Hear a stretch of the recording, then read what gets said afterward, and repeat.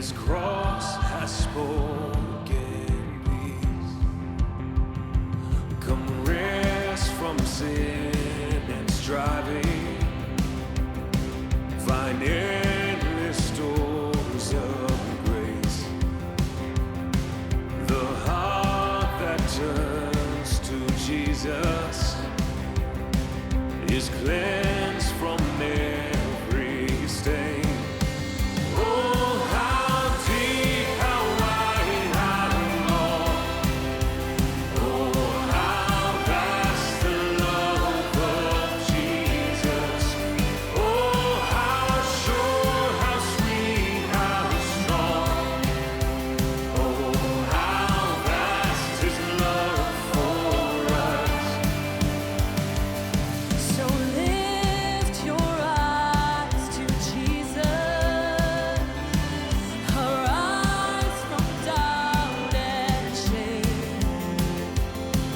His blood cries it is finished. Our life is in His name. Oh, how deep, how wide, how long. Oh, how vast the love of Jesus. Oh, how sure, how sweet, how strong. Oh, how vast His love for us.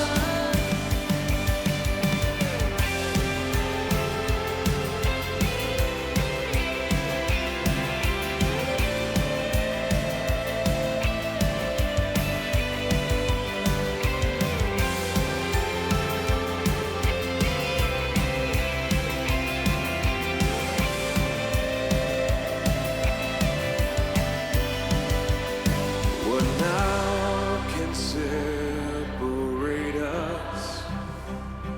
Can death or pain or fear? We have this strong assurance. In Christ we've been brought near, and in His strength we'll labor. His promises are old. Thus far His love has led us. His love will lead us home. Oh, how deep, how wide, how long. Oh, how vast the love of Jesus. Oh, how sure, how sweet, how strong. Oh, how vast His love for us. Oh, how deep, how wide, how long. Oh, how vast the love of Jesus. Oh, how sure, how sweet, how strong. Oh, how vast His love for us.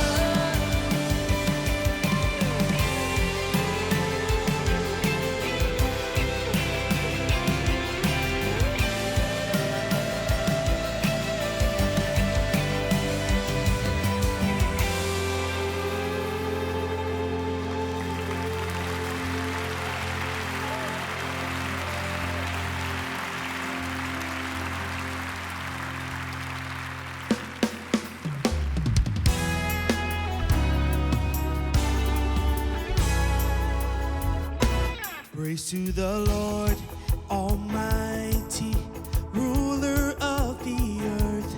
Sing to the Savior, praise Him, King of matchless worth. All those who hear, now to His temple draw near. Join me in adoration.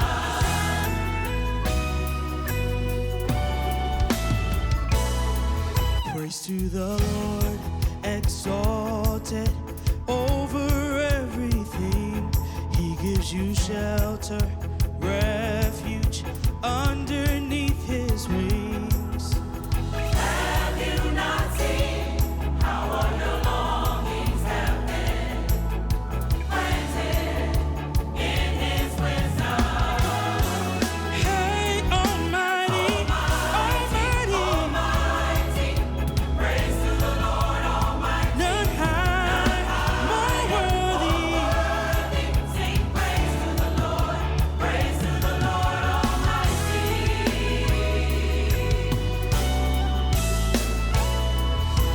to the Lord, defender, prospering your way. Surely his goodness, mercy keeps you every day. Wonder anew what the Almighty can do. Jesus, He's your rescue. Hey, Almighty, Praise to the Lord Almighty. none high, more worthy. Sing praise to the Lord. Praise to the Lord Almighty.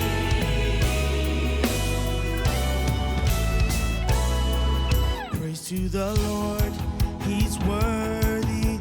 Worship and adore.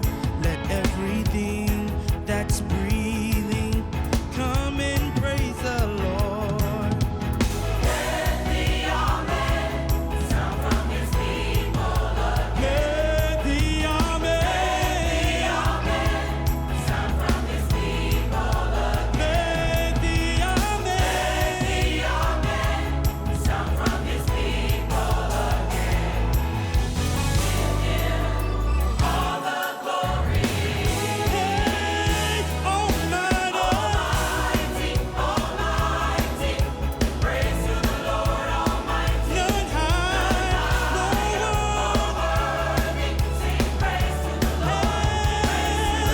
Almighty, Almighty, praise to the Lord Almighty. None higher, more worthy. Sing praise to the Lord. Praise to the Lord Almighty.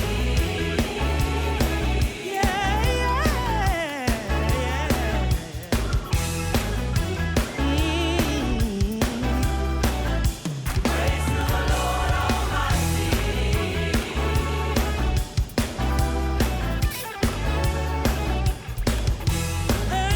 Yes, I will. Praise to the Lord Almighty. Yes, I will. Praise to the Lord Almighty. I will sing praise, praise. Praise to the Lord Almighty. Oh, yes, I will. Yes, I will sing, Praise to sing. the Lord Almighty. Oh, yes, I will. Praise to the Lord, praise to the Lord, praise to the Lord. Yes, I will. We'll sing praise Almighty.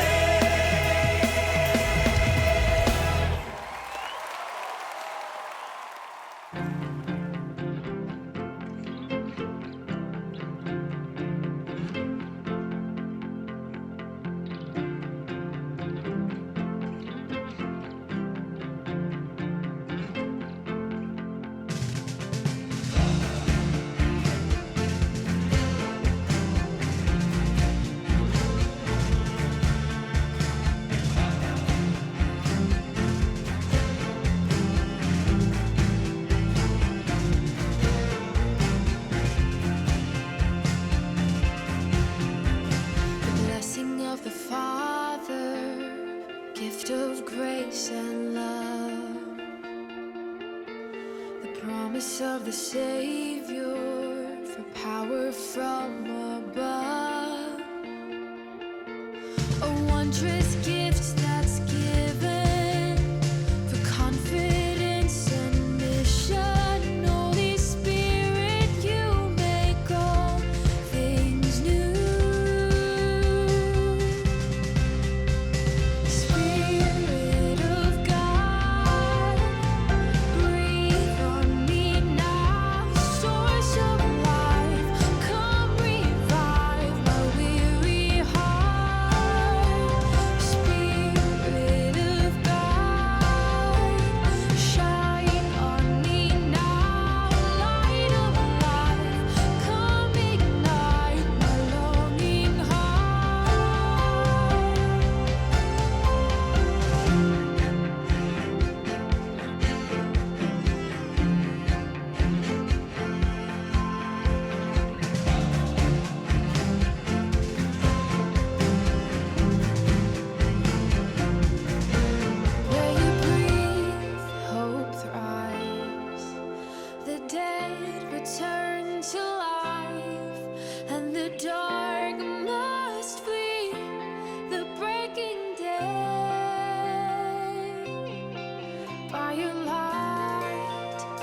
see the glory of my King.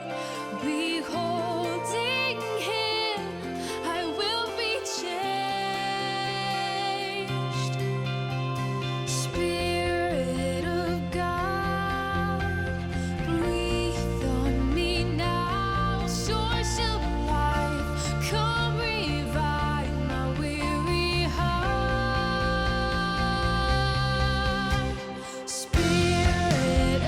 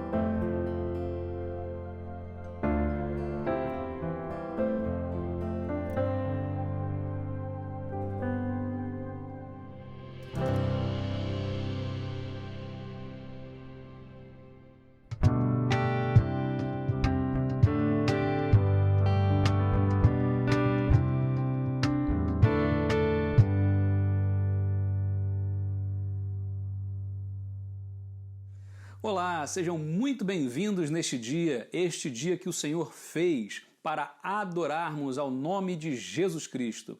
Preparem-se agora aí na sua casa, prepara o espaço, o momento, esteja com a tua Bíblia na mão, um caderno, caneta, o que for, para acompanhar a palavra de Deus que será pregada daqui a pouquinho pelo pastor Antônio Figueira. Ouviremos hoje sobre exatamente o desafio da fé, de andarmos sobre as águas com os olhos em Jesus. E quando tivermos problemas e afundarmos, o Senhor Jesus está ali com a sua mão estendida. Então, daqui a pouquinho, ouviremos a palavra do Senhor.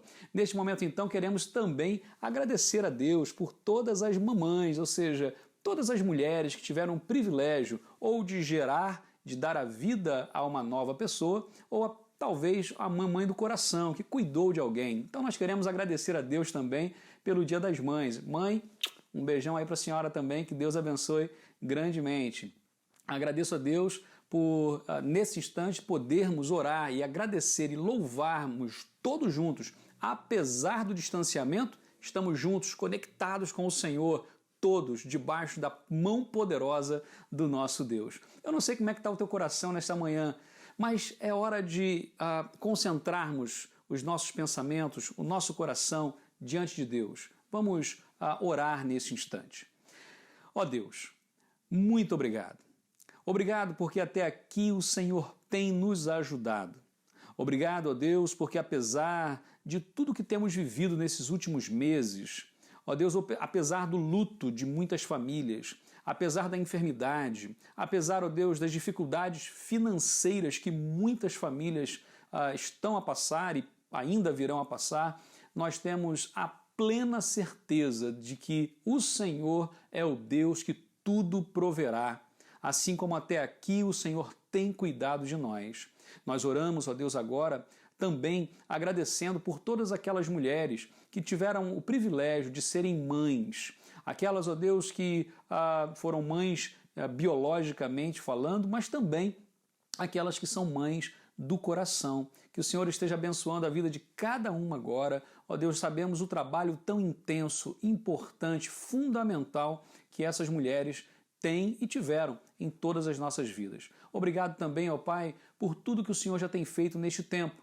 Agradecemos pelas pessoas recuperadas das enfermidades. Agradecemos por aqueles, ó Deus, que estão hoje tendo novas oportunidades de emprego. Em meio a esse caos que muitas vezes vivemos, temos irmãos nossos, queridos irmãos, tendo vitórias também nesta área econômica. Que o Senhor abençoe, amplie a visão espiritual, ó Pai, e entendamos que somos igreja do Senhor. Muito obrigado por tudo, muito obrigado porque o Senhor tem cuidado de nós. Oramos agradecidos em nome de Jesus.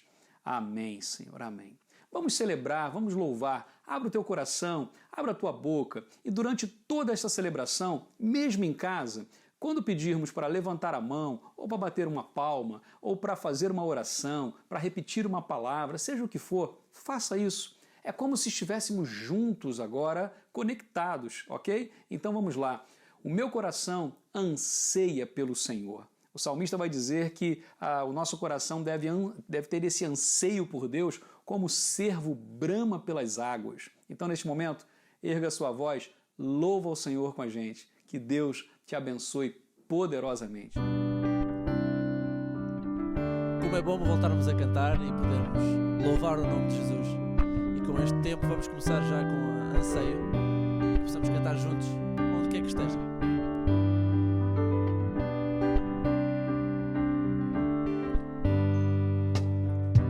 Anseio te encontrar, vai neste lugar. Eu quero te encontrar, revela-te a mim. Ao esperar, eu sou forte em ti.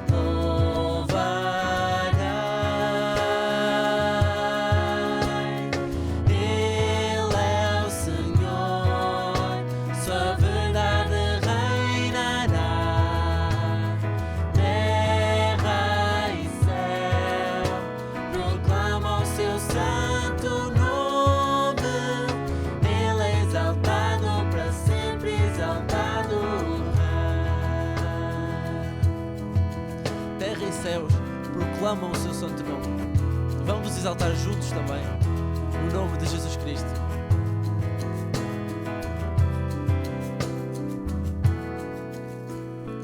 Ele é exaltado para sempre, exaltado no céu.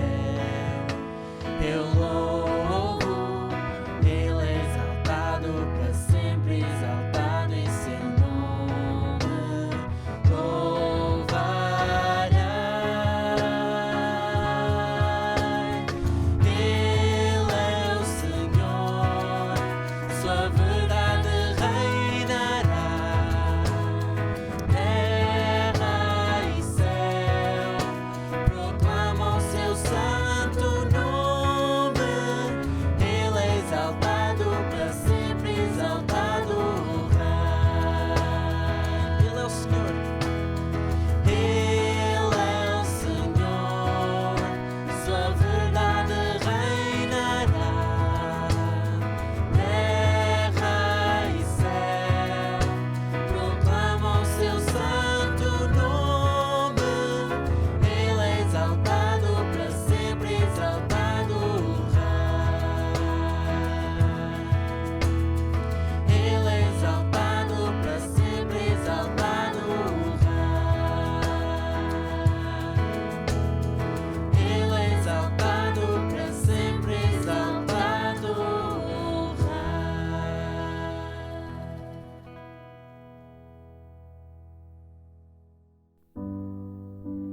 Rei. Esta música fala de rompendo em fé. Fé não significa não sofrer, não significa estar alegre no sofrimento porque sim. Jesus falou que no mundo teremos aflições, mas para termos ânimo. Não porque sim, mas porque Ele venceu o mundo e precisamos de fé para perceber isso. Cada vez que a minha fé é provada, tu me dás a chance de crescer um pouco mais. As montanhas e vales, desertos e mares que atravesso me levam para perto de ti. Minhas provações não são maiores que o meu Deus e não vão me impedir de caminhar.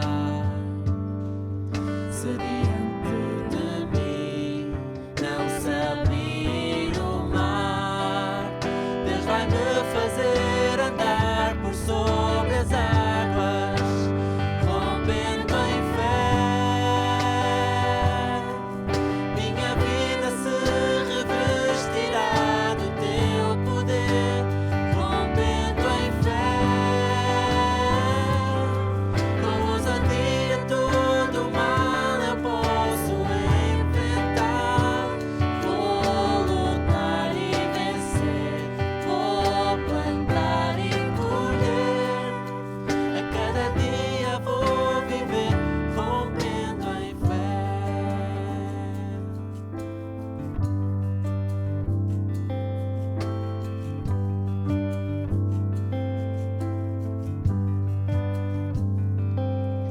Cada vez que a minha fé é provada, tu me dás a chance de crescer um pouco mais. As montanhas e vales, desertos e mares que atravesso me levam para perto de ti. Minhas provações não são maiores que o meu Deus e não vão me impedir de caminhar.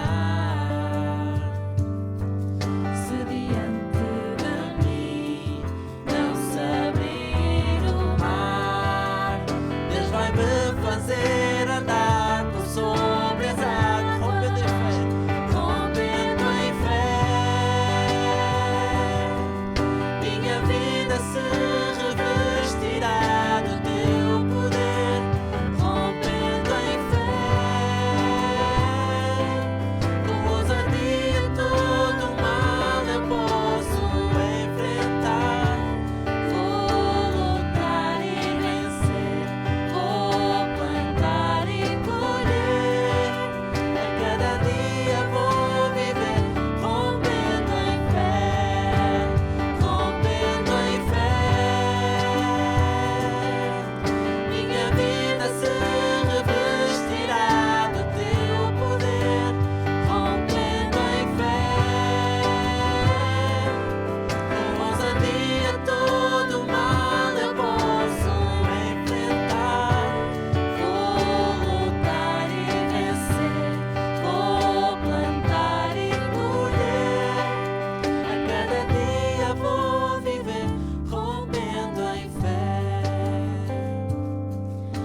cada dia vou viver rompendo em fé. A cada dia vou viver rompendo em fé.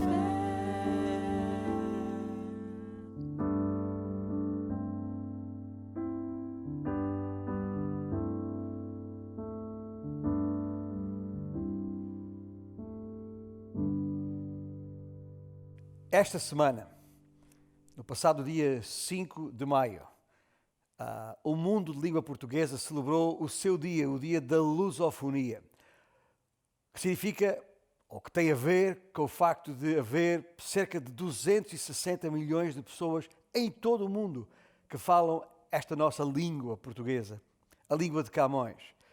E é bom falarmos a mesma língua, assim podes escutar e podes entender.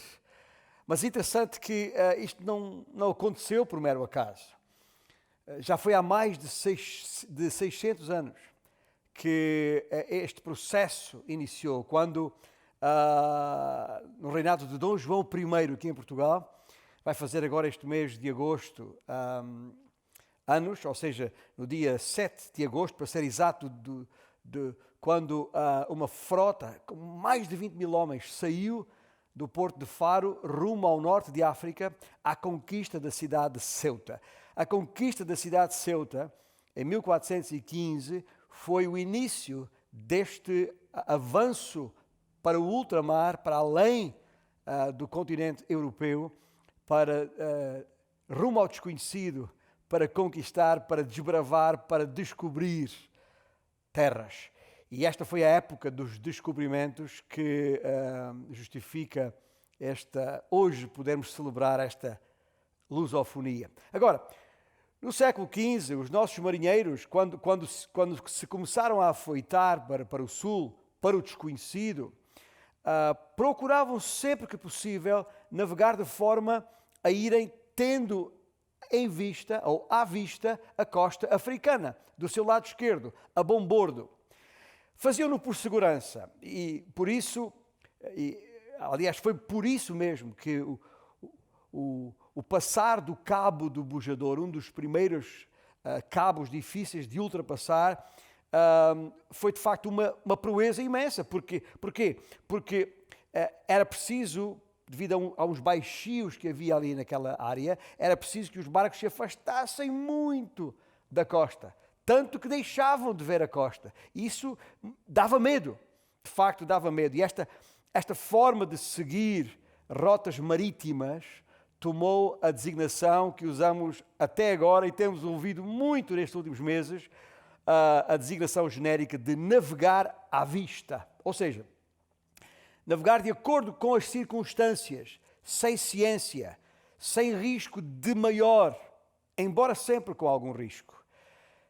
Era gente brava, gente corajosa aquela, porque na volta de regresso ao reino, regra geral à cidade de Lagos, os ventos dominantes empurravam as embarcações para o meio do Atlântico, para a zona dos Açores, e daí tinham de vir até ao continente europeu fazendo a navegação possível em alto mar. Uma ousadia incomparável para a época, mas acho que em qualquer época. Lembro-me do meu sogro, que foi chefe de estação nos caminhos de ferro portugueses. Lembro-me de ele me falar da ordem que por vezes ele tinha que dar a comboios que saíam da sua estação para que circulassem, dizia ele, com marcha à vista. Ou em marcha à vista, é um termo técnico. Tive o cuidado de ir ver no glossário ferroviário que consultei, e o regime de marcha à vista, chamado assim, é um tipo de restrição à circulação, estou a citar o glossário, tipo de restrição à circulação que se usa quando é necessário que um comboio avance com a máxima prudência, por qualquer motivo. E ao ser instruído para prosseguir em marcha à vista, o maquinista fica obrigado a conduzir o comboio de maneira a que, se na extensão de via que avista surgir um obstáculo ou um comboio, ele consiga parar antes de atingir o obstáculo. E por isso não podia ultrapassar a velocidade de 30 km por hora. Com velocidade reduzida, é certo, mas avançando sempre, mesmo sem saber o que encontraria ao dobrar da curva. Havia um risco inerente. A situação que agora vivemos exige avanços arriscados. Ninguém tem todos os instrumentos necessários para navegar neste mar encapelado a que chamamos de pandemia. Vamos avançando e vamos vendo. Por falar em ver, lembrei-me de uma invisual, talvez a mais famosa invisual e também surda e muda em todo o século XX, Helen Keller. Ela disse certa vez o seguinte, numa tradução da minha responsabilidade: ou a vida é uma aventura arrojada, ou não é nada. Se transportarmos esta observação para o domínio espiritual, seria algo do tipo: a vida na fé é inerentemente uma vida de risco. É só voltar à Bíblia e passar os olhos por todas aquelas histórias daqueles grandes heróis, chamados heróis da fé, pelos seus grandes feitos. Basta ler o capítulo 11 de Hebreus, onde tem uma síntese de todos esses casos. Todos, aliás, se não todos, homens e mulheres que não tiveram medo de tomar riscos na presença e nas mãos de Deus. Desde um Noé que construiu uma arca do nada e sem aparente razão para isso, Abraão que deixou Ur dos Caldeus rumo a uma terra prometida e desconhecida, ou Moisés que guiou o povo para fora do Egito em condições absolutamente adversas, Josué que marchou em volta das muralhas de Jericó para poder nela entrar e conquistar, Davi que derrotou Golias, eu sei lá, Daniel que recusou contaminar-se com a comida do rei, ou Esther que arriscou tudo para salvar o seu povo, ou Elias ainda que enfrentou e humilhou os profetas de Baal, e a lista é interminável. Aliás, ao ler a Bíblia, vez após vez, não é difícil perceber que todos aqueles que realizaram grandes coisas para Deus tinham uma característica em comum. Eram homens e mulheres inconformados com o status quo, com o estado das coisas. Acreditavam que muito mais podia ser feito do que aquilo que era humanamente expectável. Mas para tal, seria necessário que alguém tomasse a dianteira. Seria necessário que alguém desse o salto para diante. E quando mais ninguém dava esse passo em frente, era ele ou ela, consoante o caso que referimos na Bíblia, que saltava para o terreno. São estas histórias que nós fazemos questão que os nossos filhos conheçam e ouçam, não só contando à noite, antes do deitar, são também as histórias que vamos contando nas classes da escola bíblica, nas nossas igrejas, histórias como aquelas que vos referi há pouco, as histórias dos heróis da fé. Noé, Abraão, Moisés, Davi ou Daniel e muitos outros.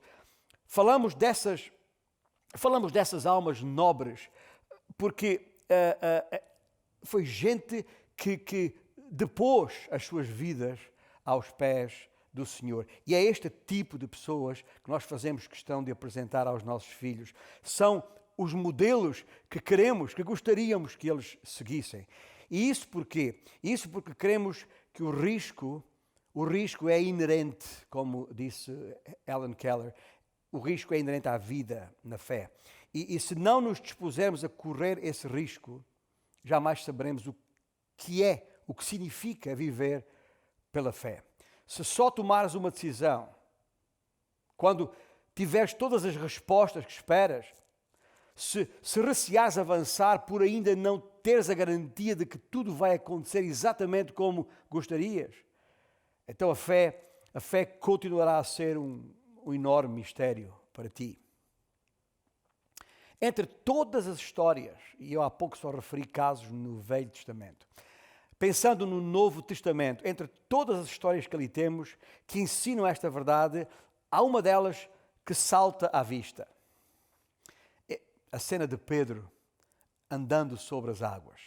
Está lá no Evangelho segundo Mateus, no capítulo 14 e nos versículos 22 a 33. Porventura, tens aí uma Bíblia à mão em formato de papel ou eletrónico, então acompanha, se não, fica atento àquilo que vamos lendo deste lado. Já devem ter ouvido esta história antes. Não? A história, aliás, muitas das nossas crianças já sabem a história de cor, mas é o tipo de história que não cansa. A gente não se cansa nem de a ouvir, nem de a contar. Mas esta história tem um contexto muito próprio e muito simples. Jesus está lá na margem norte do mar da Galileia. Tinha acabado de ouvir ou de tomar conhecimento sobre a morte do seu amigo João Batista. Estava diante de uma multidão esfomeada, e é aquela cena em que ele multiplica aqueles 5 pães e aqueles 2 peixinhos, que são os versículos exatamente antes da história de Pedro e de Jesus andando sobre o mar, e ali está ele tendo operado aquele milagre extraordinário que deixou aquela multidão maravilhada, literalmente de boca aberta, e de tal maneira que já queriam aclamá-lo rei, mesmo ali. Mas Jesus pôs alguma água na fervura, digamos assim, em linguagem de hoje, sabendo da superficialidade daquela gente, pelo menos do entusiasmo daquela gente, afastou-se deles e procurou um lugar para estar a sós em oração. E despediu a multidão. Mas fez uma coisa mais. Não apenas despediu a multidão, como deu ordem aos seus discípulos para que entrassem no barco e navegassem até à outra margem, onde mais tarde ele os encontraria. Lendo o texto em Mateus, agora mesmo, no versículo 22, diz: logo a seguir, compeliu Jesus os discípulos a embarcar e passar adiante dele para o outro lado, enquanto ele despedia as multidões. E despedidas as multidões, subiu ao monte a fim de orar sozinho. Acho que este é um bom momento para pararmos aqui por um pouco, respirarmos fundo. Vamos nós também orar. Eu não sei exatamente em que barco tu estás neste momento, mas seja qual for o barco, as águas que navegamos não são águas fáceis. Permita-me orar contigo agora, ao nosso Deus, a quem pedimos, Senhor, que atentes para as nossas vidas agora mesmo, tal qual elas estão, estando onde estão. E tu sabes exatamente onde cada uma das nossas vidas se encontra. Sabes o tipo de embarcação em que navegamos. Sabes as condições do mar à nossa volta. E por isso, Senhor, sabemos que podemos olhar para Ti e descansar em Ti e saber que tens uma razão para isto, ainda que não a percebamos agora. Senhor, que durante este tempo em que consideramos a Tua Palavra, permite que Tu mesmo nos orientes, nos ilumines o entendimento para que percebamos exatamente o que Tu queres neste momento em nossas vidas. Pois oramos em nome de Jesus. Amém? Com certeza. Bom, vamos tentar de levar-nos de volta, imaginar o cenário lá naquele mar da Galileia. Pronto. O Senhor despediu as multidões, subiu ao monte para orar sozinho, já depois de ter despedido os discípulos para o barco. Até aqui tudo bem. Só que, mal os discípulos começaram a travessia do lago, caiu sobre eles uma fortíssima tempestade. Fazendo fé nos detalhes fornecidos pelos escritores dos Evangelhos, a borrasca deve ter começado por volta das 20 horas e prolongou-se por toda a noite. Dada a localização do mar da Galileia, ali enfiado entre montes, este tipo de tempestades eram comuns, vinham e iam rapidamente. Em regra, mas não foi o caso naquela noite.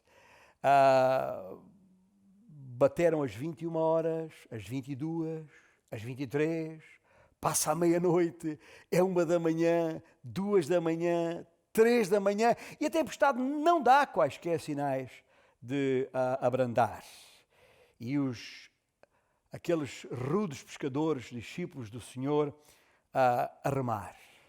E já remavam contra ventos e chuvas, por 8, 9 extenuantes horas. E os discípulos percebem-se por esta altura que estão praticamente imobilizados no meio do lago. Imobilizados e encharcados. Encharcados e enregelados até aos ossos, a ponto de desfalecer. Porque, ao mesmo tempo, como seres humanos que são, como nós somos, começaram a sentir que já não conseguiriam chegar vivos à terra, remando contra a maré.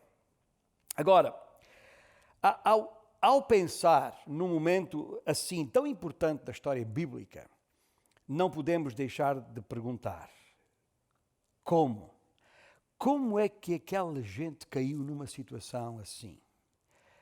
Como é que aqueles homens chegaram a um momento tão impossível, tão fútil até e potencialmente perigoso?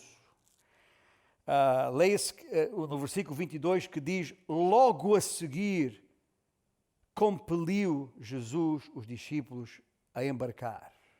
Deixe-me responder a esta pergunta que acabei de formular. Porquê? Não foi por insensatez ou infidelidade, nem desobediência ou incompetência que os discípulos se acharam naquela situação. Estavam a passar por aquilo porque haviam recebido uma ordem nesse sentido. Uma ordem inequívoca do seu mestre, Cristo. Há aqui uma mensagem radical que não podemos ignorar de todo. Jesus queria que eles vivessem aquele momento.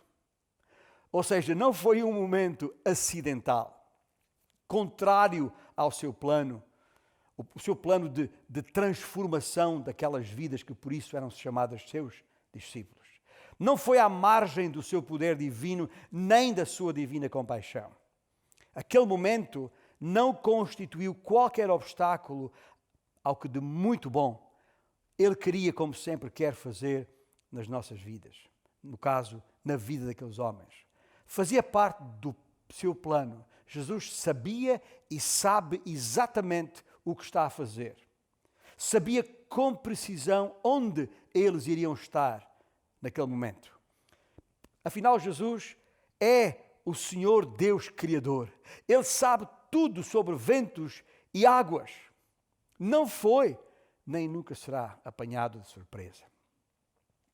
Bom, mas aí estão estes homens.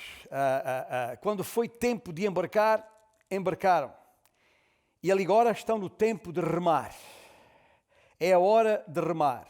Interessante que ao ler a narrativa de Marcos, no capítulo 6, deste mesmo evento, Marcos diz que ao cair da tarde estava o barco no meio do mar, longe, como refere Mateus. Uma distância que João, o outro evangelista, no capítulo 6 do seu evangelho, o evangelho que tem o seu nome, João diz, João precisa o que é que esse longe que Mateus refere significa. E determina até que estava por aí entre 25 a 30 estádios de distância. Referindo-se, obviamente, a estádios romanos, uma medida que corresponde, grosso modo, a 185 metros. Ou seja, estavam a mais de 5 quilómetros de distância. Ouça bem. E vendo-os em dificuldade, continuando a ler em Mateus 6, vendo-os em dificuldade a remar, porque o vento era contrário, por volta da 4ª vigília da noite, veio ter com eles, andando por sobre o mar. E agora veja este pequeno, grande detalhe que Marcos usa. E queria tomar-lhes a dianteira. Bom, se seguirmos também o cálculo da conversão, o cálculo de conversão romano, a 4ª vigília ocorria entre as 3 e as 6 da manhã. E foi dentro desse período de tempo que Jesus começou a andar sobre as águas. E é aqui que nós temos que ser autênticos, tanto quanto possível, na leitura da Bíblia. E fazer algumas perguntas difíceis. Porquê? Porquê é que um Deus bom, misericordioso, poderoso e compassivo, um Deus de graça e amor, permite que qualquer um dos seus filhos, quanto mais 11, passem por uma situação assim? Talvez estejas fazendo essa pergunta a ti mesmo hoje, em meio deste mar agitado em que te encontras. Pensei que Deus me amava, pensei que Ele estava comigo, sempre pensei que Ele era o grande libertador. Não entendo. Ouça bem, Deus nos levará onde nunca tencionamos ir, a fim de produzir em nós o que não poderíamos alcançar por nós mesmos. Ouviu bem? Deus nos levará onde nunca determinamos ir, a fim de produzir em nós o que não poderíamos alcançar por nós mesmos. Se tudo o que Ele, Jesus, quisesse fazer fosse aliviar a pressão do momento, bastar-lhe-ia pronunciar uma palavra, dali mesmo, nem precisava sair de terra e tudo teria terminado. O mar se acalmaria, o vento pararia, todos se alegrariam, seriam capazes de levar o barco até terra firme e tudo estaria na maior. Mas não é isso que Ele faz. Enquanto o vento continua a fustigar e as ondas a massacrar, com os discípulos ainda apavorados, Jesus, o Senhor da criação, avança caminhando sobre aquelas águas revoltas, enfrentando o vento impetuoso, passando ao lado dos seus discípulos. Diz o texto que, tomando-lhes a dianteira, imagino que Jesus deve ter feito um gesto, virando o seu corpo para que os seus discípulos o vissem olho no olho. Ouça bem, porque Cristo não estava a passar-lhes a dianteira como quem estivesse a ignorá-los. Não. Ele foi o mais adiante possível deles para que todos os discípulos o pudessem ver. Mas porquê? A pergunta ainda está lá. Deus é mesmo misericordioso e há momentos em que Ele nos livra de situações difíceis. Mas o que Ele realmente quer não é mudar a situação, é transformar a nossa vida. O seu foco estava nos seus discípulos e naquela situação de profunda frustração, o que Ele queria é que eles percebessem algo que nunca entenderiam de outra forma. E por isso Ele caminha sobre as águas e se posiciona ao lado dos seus discípulos para que o pudessem ver. Queria mostrar-lhes algo necessário para transformar a maneira como pensavam, não só como pensavam a respeito de si mesmos, mas a forma como pensavam a própria vida. Mas voltemos à narrativa de Mateus, lá no capítulo 14, e a partir do versículo 26, e até ao 29. E os discípulos, ao verem-no andando sobre as águas, ficaram aterrados e exclamaram: "É um fantasma!" E tomados de medo, gritaram. Mas Jesus imediatamente lhes disse: "Tende bom ânimo, sou eu. Não temais." Respondendo-lhe Pedro, disse: "Se és tu, Senhor, manda-me ter contigo por sobre as águas." E Jesus disse: "Vem." E Pedro, descendo do barco, andou por sobre as águas e foi ter com Jesus. Ao vê-lo, imagino como é que os discípulos ficaram naquela altura. Aliás, eles para já estavam aterrorizados, a julgar pelas palavras. Logo que viram o Senhor Jesus andando sobre as águas, gritaram: "Olha, é um fantasma!" Portanto, e já agora, não devemos pensar mal deles por pensarem uma coisa dessas. Afinal, não é todos os dias que alguém vai dar uma caminhada, uma volta, um passeio higiênico, como se chama agora, por sobre as águas, no meio de uma tempestade, à noite, de madrugada. Não temos que os julgar mal, muito menos depois de terem passado toda a noite a remar e a não chegar a nenhum lugar. Depois daquele tudo, ver aquilo, lembre-se, são para aí umas 4h30 da manhã, estão mais mortos que vivos, os músculos já tinham dado o que tinham para dar, já é naquela situação em que a gente já nem sente o corpo, o vento uivando à sua volta, chuva de todos os lados, cansados e encharcados, mal dispostos, esfomeados e frustrados. De repente vê um vulto andando sobre as águas. O que é que eles iriam pensar?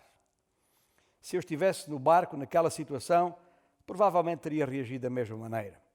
Não me estou a ver. Não estou a ver que o meu primeiro pensamento tivesse sido: olha, aí vem Jesus. Eu sabia que Ele não nos abandonaria. Só podia ser Ele. Aquela conversa toda. Sabe, eu não só porque nunca acreditei em fantasmas, provavelmente naquela situação teria dito para quem gritou um fantasma: e pá, cala a boca e toca a remar. Porque era tempo de remar. Houve tempo para embarcar, houve tempo para remar, e agora é tempo para olhar. Olhar para o farol, já agora. Os faróis estão lá justamente para ajudar as embarcações em más águas no meio do mar. E é para as palavras de Jesus que chamo agora a vossa atenção, porque é Ele que diz: tende bom ânimo. É Ele, o farol, que diz: tende bom ânimo. Sou eu, não temais. E Ele usou uma expressão que acredito que os discípulos tivessem entendido de imediato. A frase sou eu é apenas a versão grega das palavras que está lá em Êxodo, capítulo 3, versículo 14, quando Deus deu a saber a Moisés quem o estava a enviar e qual era o seu nome. Eu sou Yahweh. E Jesus se identifica, portanto, ali, naquele preciso momento, como sendo o mesmo Deus que libertou o seu povo, não só lá do Egito, como antes e depois, em todas as circunstâncias, vez após vez. E naquela mera expressão, tipo, não se preocupem, sou eu o Mestre, o que Ele de facto está a dizer é: eu sou o Senhor, Deus do Universo. Eu criei as ondas e os ventos. E consequentemente, fui eu quem enviou esta tempestade. E é o próprio Senhor que diz a Pedro: vem, salta para a água. Quando Jesus te disser vem, é melhor obedecer. Quando Ele disser avança, convém avançar. Na verdade, para Pedro, era mais seguro estar nas águas com Jesus do que dentro do barco. Saltar do barco era o melhor que Pedro podia ter feito. A maior parte dos comentários que li, lembro-me de tantos que li durante os nossos tempos de seminário, li muitos comentários, quase de uma maneira geral, com reações e comentários negativos à forma impulsiva, precipitada, até louca, com que Pedro reagiu ali. Alguns até ousam dizer que Pedro se achava melhor do que os outros e o que ele queria era aparecer, ficar na fotografia, sei lá. Mas, na verdade, nada disso faz sentido. Não há no texto nada que nos possa fazer pensar que ele tenha feito algo de errado. Pelo contrário. Quem escreve esse tipo de comentários, como muitos que eu tenho lido através dos anos, é o tipo de pessoa que certamente nem lhe passaria pela cabeça sair do barco. Não há impetuosidade em Pedro naquele momento. Mateus é muito claro ao registrar que primeiro Pedro pediu permissão para sair do barco e andar na água. Se Jesus tivesse dito que não, ele teria ficado no barco. Mas Jesus disse, vem. E por isso Pedro foi. E uma vez na água, Pedro encaminhou-se para Jesus. E ao aproximar-se de Jesus, Jesus vem ao seu encontro. E tudo vai bem. Até que Pedro sente o chão d'água a fugir-lhe debaixo dos pés. Literalmente, o chão d'água a fugir-lhe debaixo dos pés. E convém lembrar que a tempestade não havia amainado ainda. Atrás dele, o pequeno barco de pesca continua a ser sacudido pelas ondas e a navegar em águas turvas. E é aí que Pedro, de acordo com o versículo 30, que diz isto, Pedro, reparando, porém, na força do vento, teve medo.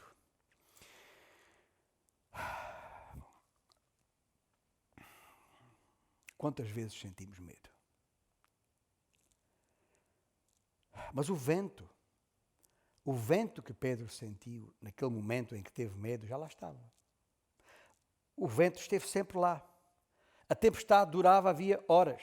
Aquilo não começou quando Jesus entrou na água. Jesus foi ter com eles no meio da tempestade. E de acordo com o versículo 32, o vento só para quando Jesus e Pedro sobem no barco. Há que concentrar a nossa atenção em Jesus. Há que pôr os nossos olhos em Cristo. Coisa bem difícil. Porque é muito fácil nos distrairmos. Especialmente quando as tempestades da vida nos fustigam. Mas não é nada fácil fixar os olhos em Cristo no meio da noite, quando somos apanhados no meio de uma tempestade de medo. E este texto nos faz lembrar que Cristo não apenas envia a tempestade, como Ele tem controle sobre a tempestade, mas a si mesmo se revela no meio da tempestade.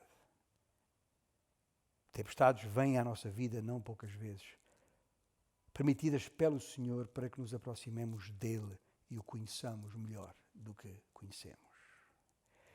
Jesus está lá, Jesus está sempre no olho do furacão. Olho do furacão é uma expressão que pensamos apenas nela como uma situação difícil, mas o olho do furacão, de acordo com os cientistas, é o ponto central e fulcral de uma tempestade, de uma forte tempestade.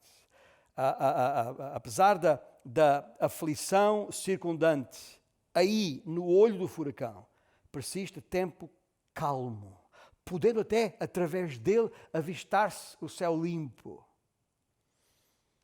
É verdade que, como figura de linguagem, designa um ponto de calma e tranquilidade em meio da confusão.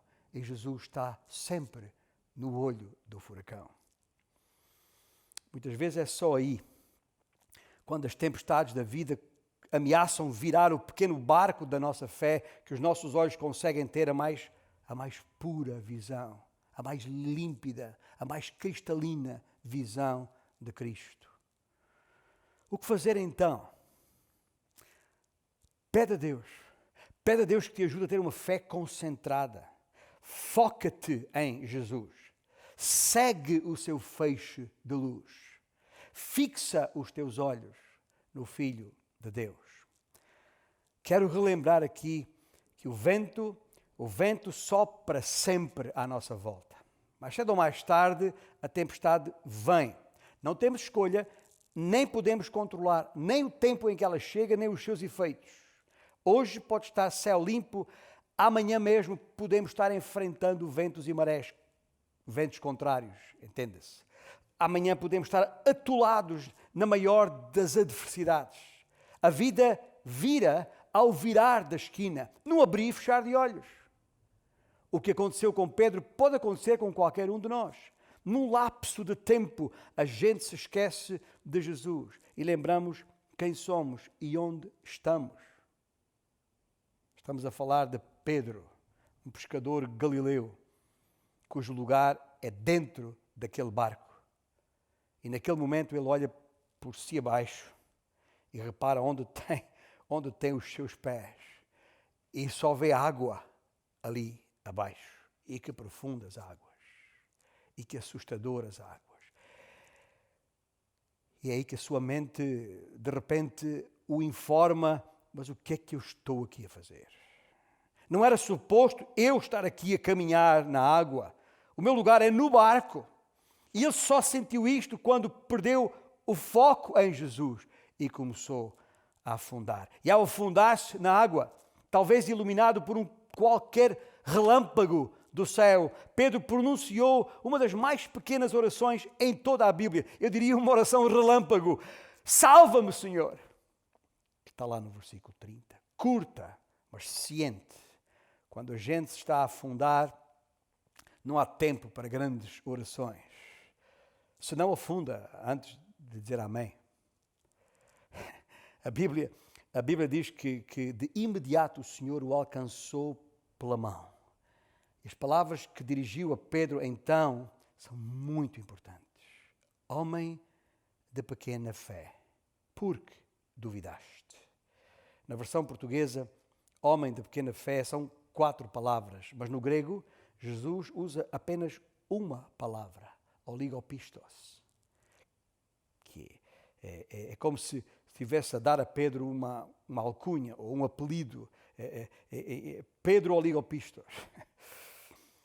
Pouca fé, porque duvidaste. E assim, enquanto ali naquela sala de aula tão especial e nada virtual, Jesus ensina uma grande lição a Pedro que o vai ajudar o resto da sua vida. O homem deve até ter dito ao mestre, eu não sei, não estava lá, mas aquele homem deve ter dito alguma coisa tipo, ok, Senhor, já percebi, está bem? Já percebi, agora por favor ponha-me de volta dentro do barco. Prometo que não volto a armar-me em esperto. São palavras minhas, não estão lá no texto bíblico. Mas entretanto, de acordo com o que está no texto bíblico, no versículo 22 o versículo 32 e 33, diz que subindo ambos para o barco, cessou o vento. E os que estavam no barco o adoraram, dizendo, verdadeiramente és filho de Deus. E é nesta cena que termina o episódio, com toda aquela gente que ficara no barco ali, boquiabertos, olhos arregalados, nunca viram nada assim, nem em sonhos. Aquela cena terminou assim agora. Antes de nós aqui sairmos de cena, 2 observações breves, mas que não posso deixar de vos colocar.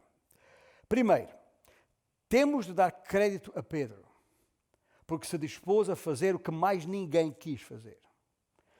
Quando te lembrares da pequena fé de Pedro, que tirou os olhos de Cristo e começou a afundar e tal, aquela conversa toda, lembra-te que também havia mais 11 homens no barco, a ver a banda passar.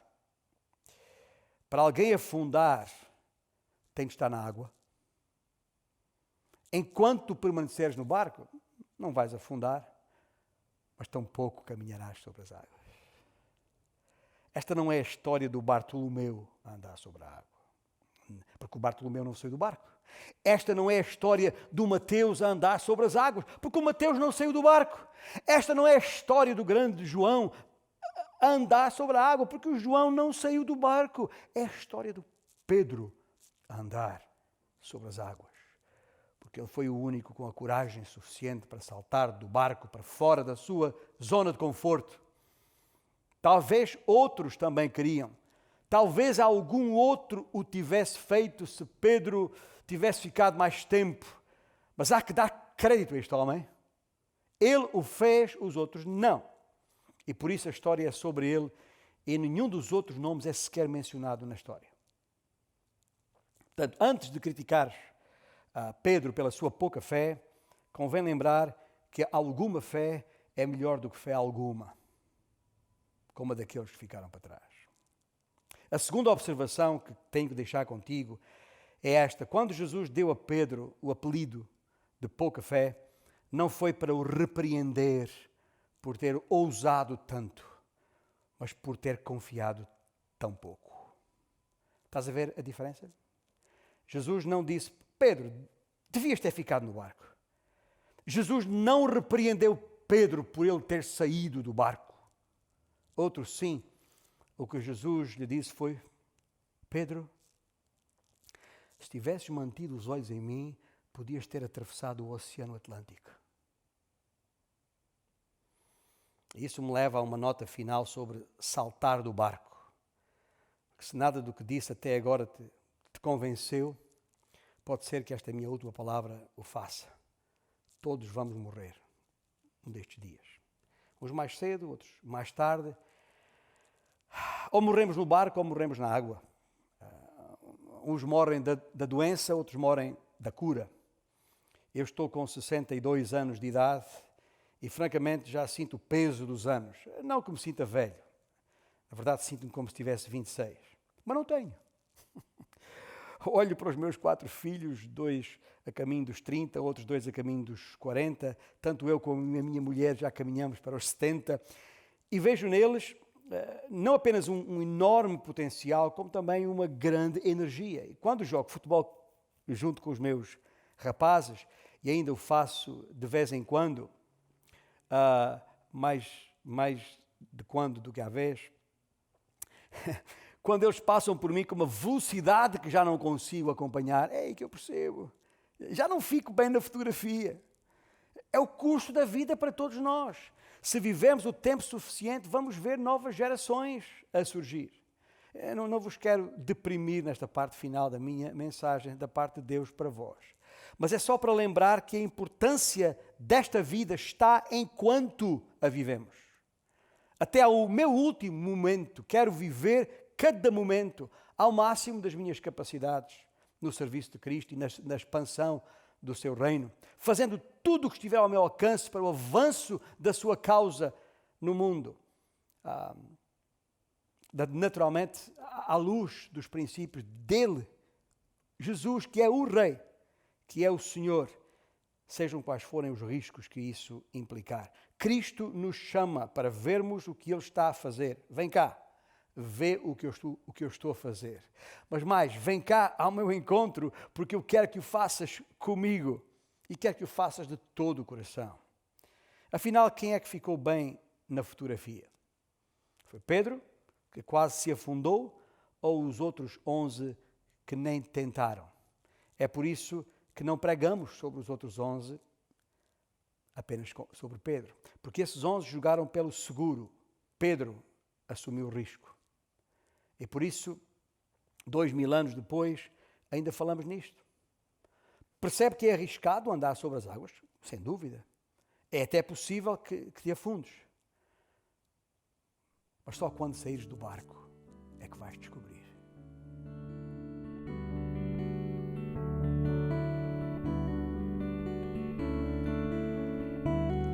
Oh, alma cansada em tormento, vagando nas trevas sem luz. Se olhares a Cristo um momento, terás vida eterna de luz.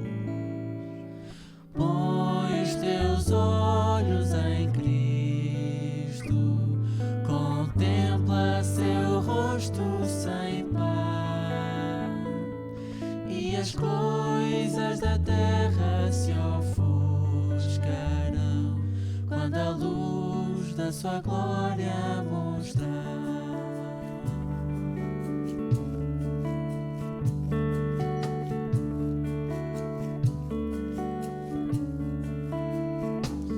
Jesus com poder triunfante, a morte venceu sobre a cruz, e a vida eterna nos garante, se andarmos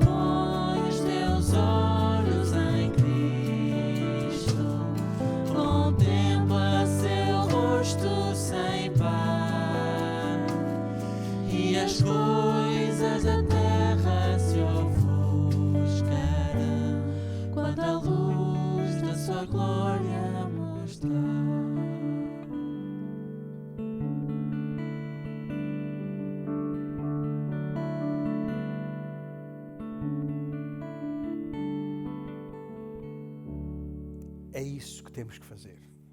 Temos que pôr os olhos em Cristo.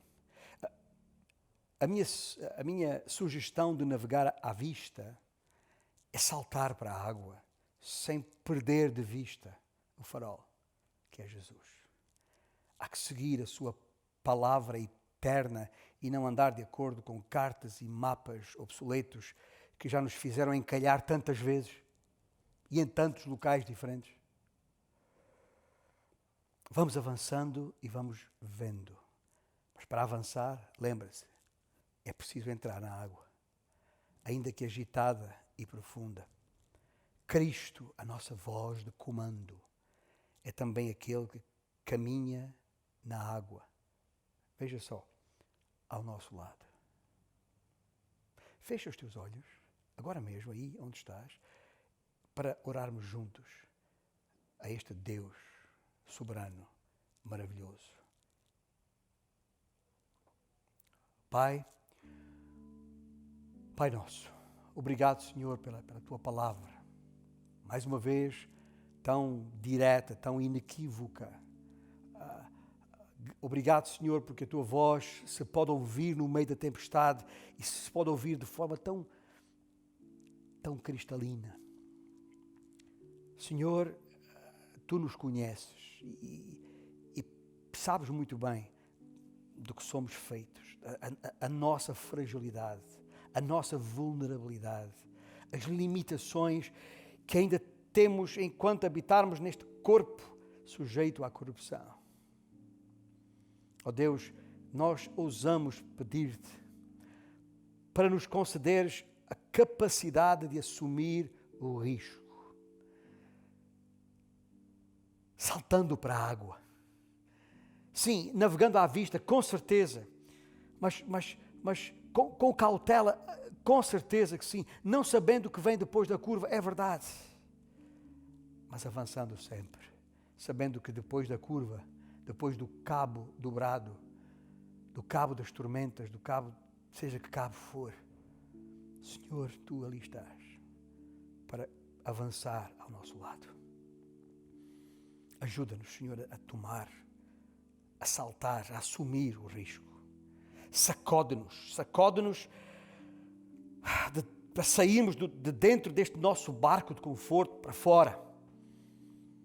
E ajuda-nos a caminhar sobre as águas turbulentas deste mundo, com os nossos olhos postos em Ti, de quem vem a salvação, de quem vem a esperança, de quem vem a promessa da vida eterna, de quem vem a promessa de que nunca nos deixará, nunca nos abandonará. E nós aqui, povo Teu, Te agradecemos isso. E rogamos, Senhor, que esse mesmo Espírito que um dia nos iluminou, possa iluminar o coração de cada um e todos aqueles que nos ouvem nesta manhã, para que creiam e, crendo, saltem para a água, pondo os seus olhos em Cristo. É nesse nome maravilhoso e precioso, com profunda gratidão em nosso coração, que oramos. Amém.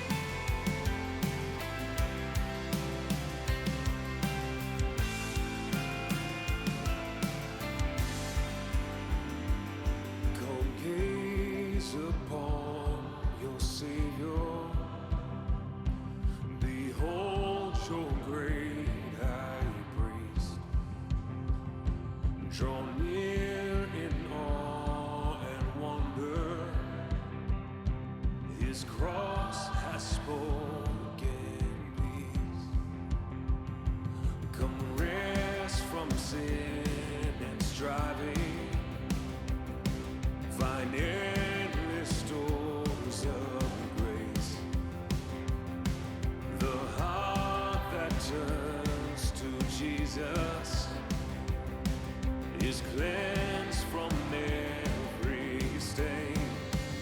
Oh, how deep, how wide, how long.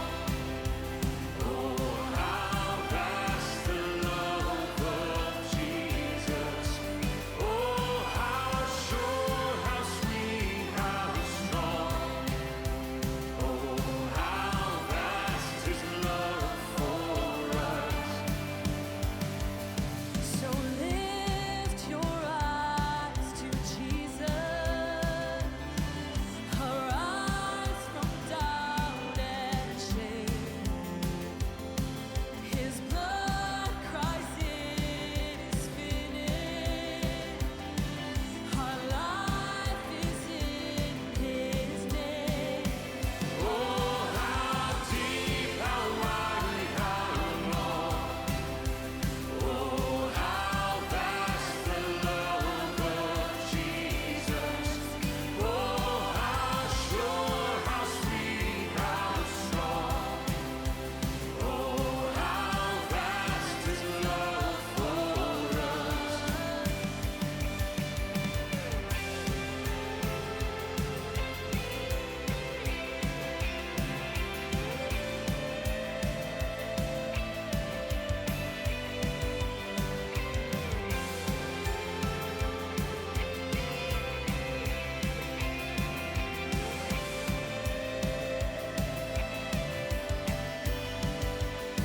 What now can separate us? Can death or pain or fear? We have this strong assurance. In Christ we've been brought near. And in His strength we'll labor. His promises are old. Thus far His love has led us. His love will lead us home. Oh, how deep, how wide, how long. Oh, how vast the love of Jesus. Oh, how sure, how sweet, how strong. Oh, how vast His love for us. Oh, how deep, how wide, how long. Oh, how vast the love of Jesus. Oh, how sure, how sweet, how strong. Oh, how vast His love for us.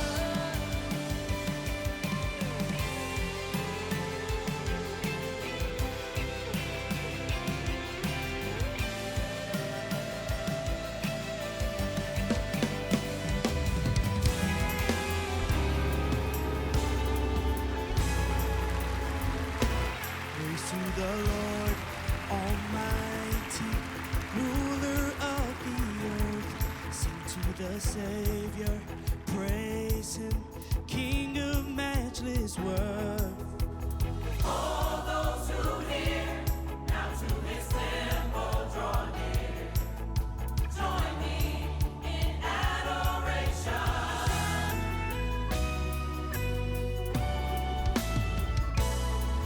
Praise to the Lord, exalted over everything. He gives you shelter, refuge underneath His wings. Have you not seen how all your longings have been planted in His wisdom? Hey, Almighty, Almighty, Almighty, praise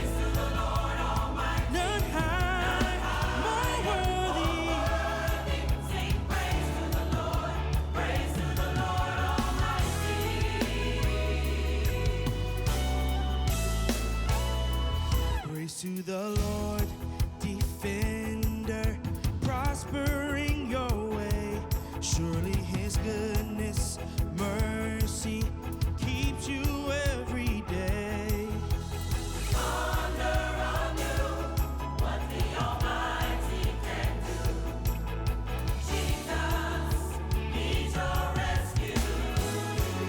Hey, Almighty, praise to the Lord Almighty. None high, more worthy. Sing praise to the Lord Almighty. Praise to the Lord, he's worthy. Worship and adore. Let everything that's breathing come and praise the Lord. Let the Amen sound from his people again. Let the Amen sound from his people again. Let the Amen sound from his people again. All the glory. Hey, Almighty, praise to the Lord Almighty. None high, no worthy. Sing praise to the Lord. Almighty, praise to the Lord Almighty. None higher, more worthy. Sing praise to the Lord. Praise to the Lord Almighty.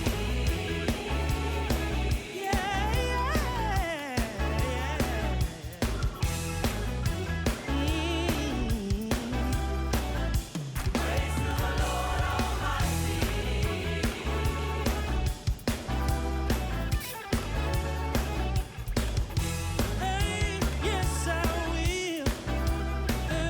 Praise to the Lord Almighty. Yes, I will. Praise to the Lord Almighty. I will sing praise, praise. Praise to the Lord Almighty. Oh, yes, I will. Yes, I will sing praise to the Lord Almighty. Oh, yes, I will. Praise to the Lord, praise to the Lord, praise to the Lord. Almighty. Yes, I will. We'll sing praise Almighty.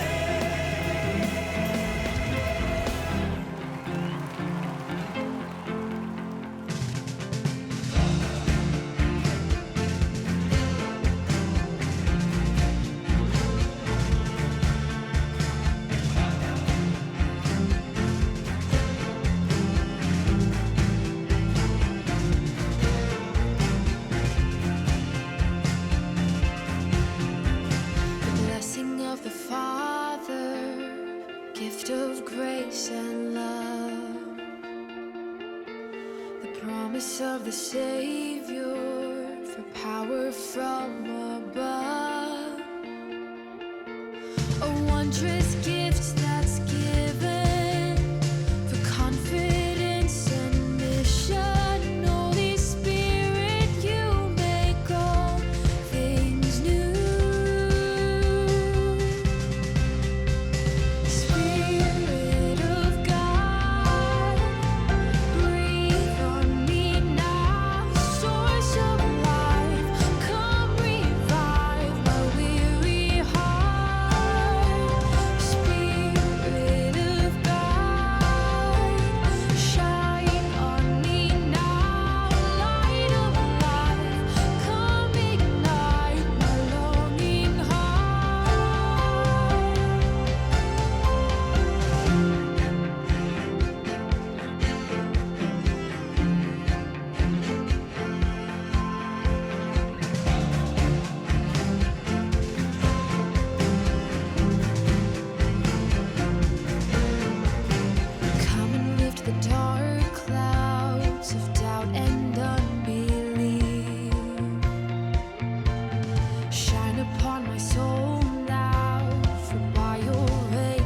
see. Clearer, closer, deeper, the love of my Redeemer. Holy Spirit, you make all things new. Spirit of God, breathe on me now.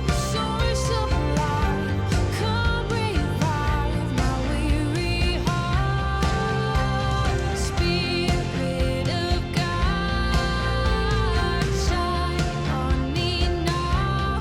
Light of life, come ignite my longing heart. Where you breathe, hope thrives. The dead return to life, and the dark